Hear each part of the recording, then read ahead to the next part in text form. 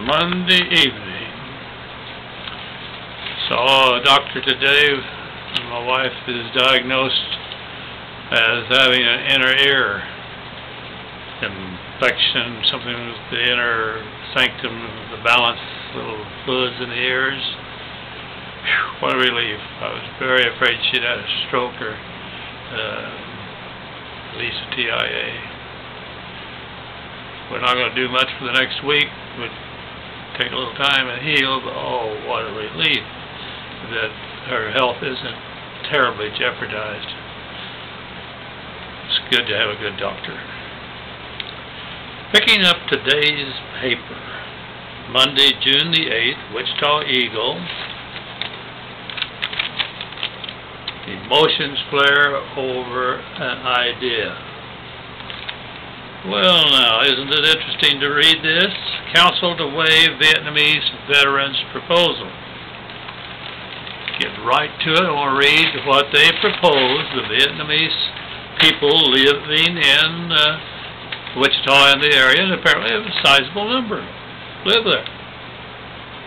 They want to have a memorial that would have this inscription on it.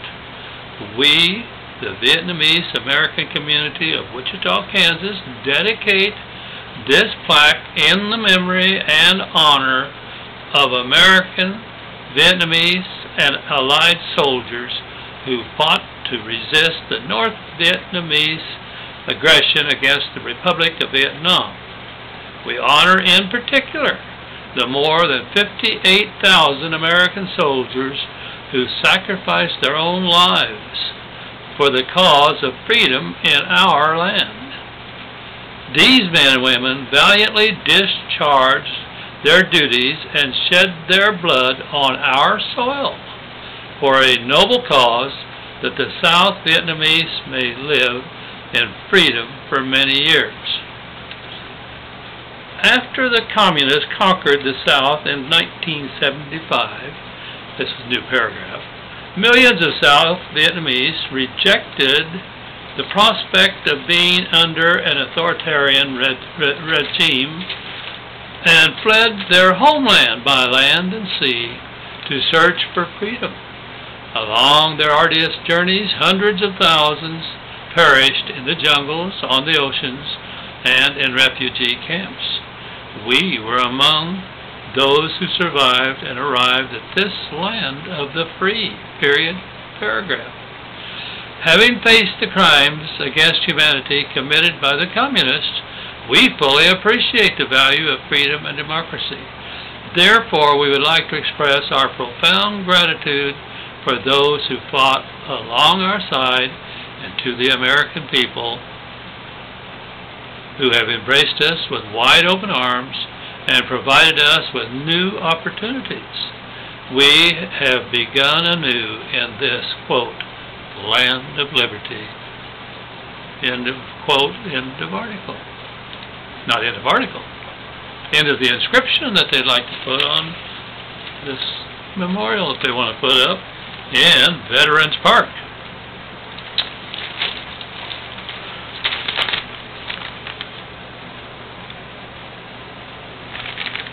Line up of some of the gentlemen, and it looks like a lady or two in there, that are active in working on getting this plaque put up.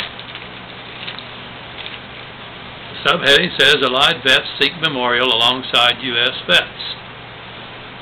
And it goes on to say that what started out as just a quiet plan to put a Vietnamese war memorial at Veterans Park has become an emotional debate over history, honor, race, and of course, politics.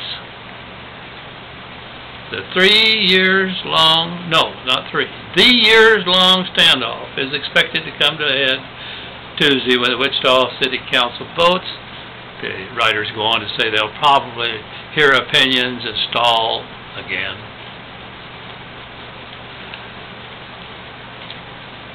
Some veteran of the only war I saw combat action in was a veteran of the Korean War, Bob Pinkstaff. He has been involved in the debate for years, and he's got a lot to say about it. I don't know Bob, I don't know him at all, but I do know a little bit about the Korean War. And we had South Koreans right in the line with us, fighting against the North Koreans, against the communists. Not the same as Vietnam. In my opinion, Vietnam was a lousy war. Before that, Korea was a lousy war.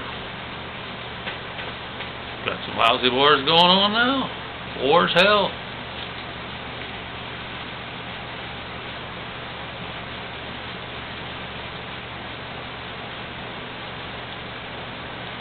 The United States entered the war, tried to prevent a communist takeover of South Vietnam by North Vietnam, which was communist, pro-communist North. And there's no question, the Vietnamese from the south part fought with us.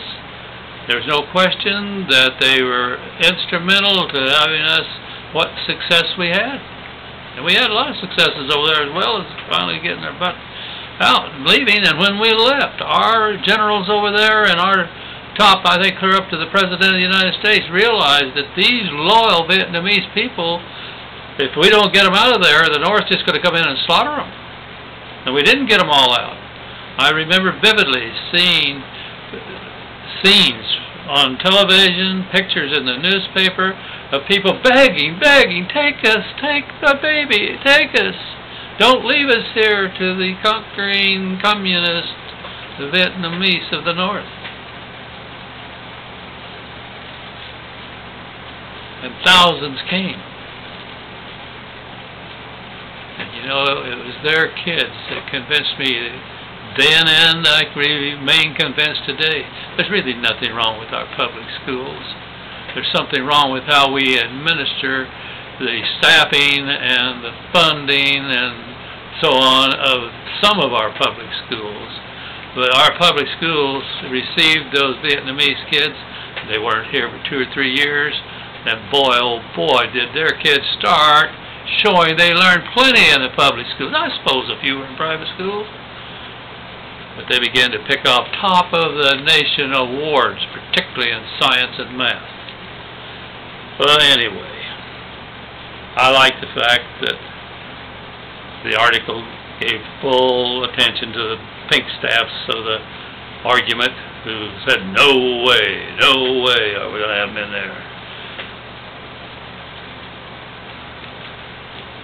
Another gentleman said that he said many veterans he's talked to have changed their minds after reading the text of the proposed memorial, and he supports the monument. I see a monument to American soldiers, period, and it's paid for by American people, he said. If we're not going to recognize our allies, we may as well pull all of our allies' flags down. And I think that would be shameful. And precedent is already established. The precedent to honor allies was set when the Korean War Memorial at the park incorporated a plaque acknowledging South Korea's role in that war. You know, this should be an easy vote. Shame on the politicians on that board that make this a difficult thing and keep putting it on. They should say go for it and let the pink staffs swallow their bile and let peace and harmony reign. And thank you, soldiers of Vietnam. Thank you, Vietnamese that fought on our side in Vietnam. And God bless America.